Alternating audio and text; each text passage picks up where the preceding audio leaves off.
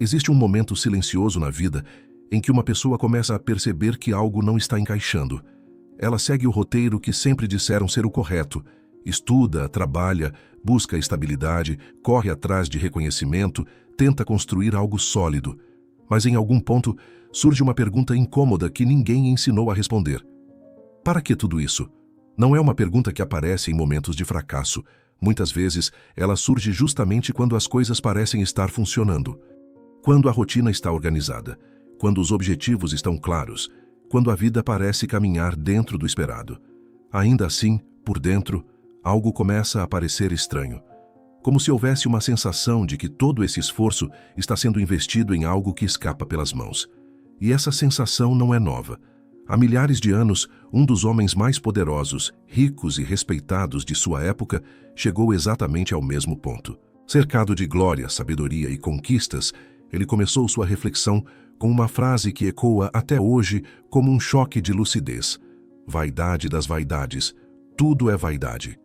Essa frase, que abre o livro de Eclesiastes, não é apenas uma expressão religiosa ou um comentário pessimista sobre a vida. Ela é um diagnóstico brutal sobre a forma como os seres humanos constroem suas expectativas sobre o mundo. A palavra usada no texto original hebraico é hebel, que pode ser traduzida como vapor, névoa, algo que aparece por um instante e logo desaparece. Imagine tentar segurar vapor com as mãos. Não importa o quanto você tente apertar ou controlar, ele sempre escapa. É exatamente essa imagem que o autor usa para descrever grande parte daquilo que perseguimos ao longo da vida. Sucesso, reconhecimento, riqueza, poder, prazer, conhecimento. Coisas que parecem extremamente sólidas enquanto estamos correndo atrás delas, mas que quando finalmente são alcançadas, revelam uma natureza muito mais frágil do que imaginávamos. O choque de Eclesiastes não está em afirmar que essas coisas existem, mas em revelar que nenhuma delas consegue sustentar o peso do significado que tentamos colocar sobre elas. O mais interessante é que essa reflexão não vem de alguém que falhou em conquistar essas coisas.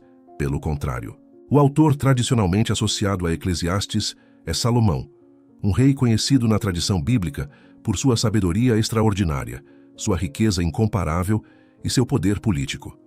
Ele não fala como alguém que está especulando sobre a vida.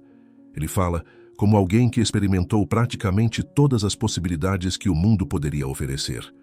Prazer, luxo, conhecimento, construções grandiosas, influência sobre nações inteiras. Se existe alguém que poderia afirmar que a realização está nas conquistas externas, seria ele.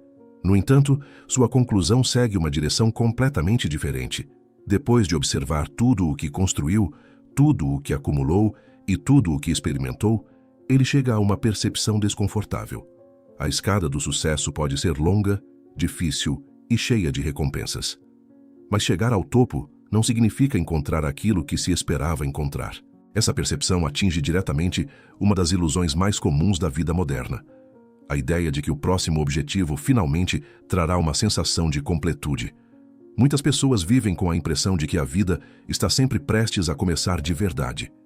Quando o próximo salário vier, quando a próxima promoção acontecer, quando o próximo projeto der certo, quando a próxima fase chegar.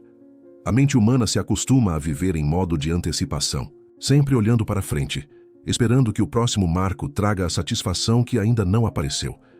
O problema é que esse mecanismo cria um ciclo silencioso.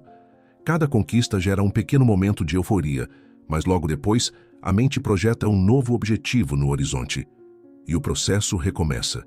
Trabalhar mais, conquistar mais, alcançar mais. É uma corrida que parece lógica, mas que muitas vezes não leva ao tipo de realização que imaginávamos quando começamos. Eclesiastes observa esse comportamento com uma clareza quase desconcertante. O texto descreve alguém que decidiu testar esse caminho até o limite. Alguém que mergulhou nos prazeres da vida, esperando encontrar satisfação duradoura. Festas, vinho, entretenimento, conforto, beleza, abundância.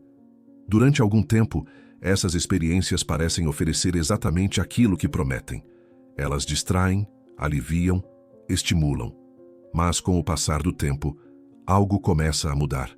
A intensidade diminui, o encanto enfraquece, e aquilo que antes parecia extraordinário passa a se tornar apenas mais uma experiência comum. A mente humana possui uma característica curiosa. Ela se adapta rapidamente a qualquer tipo de estímulo. O que antes parecia incrível passa a ser considerado normal. O que antes causava entusiasmo passa a parecer apenas parte da rotina. E assim, o prazer que prometia preencher o vazio acaba se tornando apenas mais um elemento dentro dele. Mas Salomão não se limitou a explorar o prazer. Ele também se lançou em outra busca muito respeitada ao longo da história humana, a busca pelo conhecimento. Estudo, reflexão, investigação, compreensão do mundo. Em teoria, entender profundamente a realidade deveria trazer uma sensação de segurança ou clareza. No entanto, Eclesiastes apresenta uma observação surpreendente. Aumentar o conhecimento, muitas vezes, significa aumentar também a percepção das imperfeições da vida. Quanto mais alguém observa a realidade com atenção, mais percebe as injustiças que existem no mundo, as contradições que atravessam a experiência humana e a fragilidade das estruturas que tentamos construir. O conhecimento ilumina, mas também expõe. Ele remove ilusões confortáveis. Ele mostra que muitas coisas que pareciam sólidas são, na verdade, extremamente instáveis. Esse processo pode gerar uma sensação estranha, uma espécie de maturidade silenciosa que não é necessariamente alegre, mas profundamente honesta. A pessoa começa a perceber que muitas narrativas sociais são simplificações da realidade. A ideia de que esforço sempre gera recompensa. A crença de que talento sempre é reconhecido. A expectativa de que justiça sempre prevalece. Na prática, a vida se mostra muito mais imprevisível. Nem sempre o mais rápido vence a corrida. Nem sempre o mais forte ganha a batalha. Nem sempre o mais sábio prospera. O tempo e o acaso atravessam a história de todos. Essa constatação pode ser desconfortável, mas também traz um tipo de lucidez que muda completamente a forma como alguém enxerga suas próprias escolhas. Outro ponto central da reflexão de Eclesiastes envolve algo que ocupa a maior parte dos dias da maioria das pessoas: o trabalho. Construir algo, produzir, alcançar resultados, acumular recursos, criar estabilidade. Em princípio, tudo isso parece absolutamente razoável. O trabalho pode gerar progresso, conforto e oportunidades. O problema aparece quando ele se transforma na principal fonte de identidade de alguém. Quando a pessoa passa a medir o valor da própria vida apenas pelos resultados que consegue produzir.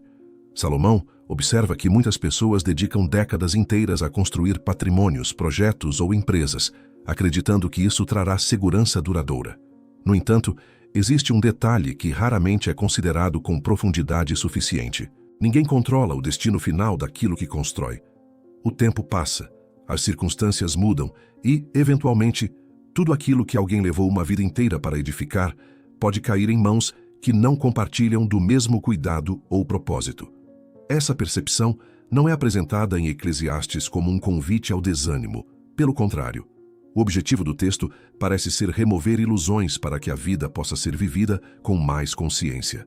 Quando uma pessoa percebe que riqueza, prazer, conhecimento e trabalho não conseguem sustentar sozinhos o peso do significado da existência, algo interessante acontece. Ela começa a olhar para a vida de outra forma. Em vez de tentar transformar coisas passageiras em fontes permanentes de identidade, surge a possibilidade de desenvolver uma relação mais equilibrada com elas. O trabalho deixa de ser uma obsessão e passa a ser uma ferramenta. O prazer deixa de ser um refúgio e passa a ser apenas um momento de celebração. O conhecimento deixa de ser um escudo contra a realidade e passa a ser uma forma de compreender melhor o mundo. E é exatamente nesse ponto que Eclesiastes apresenta uma das ideias mais poderosas de todo o livro. A vida é transitória, mas isso não significa que ela seja insignificante.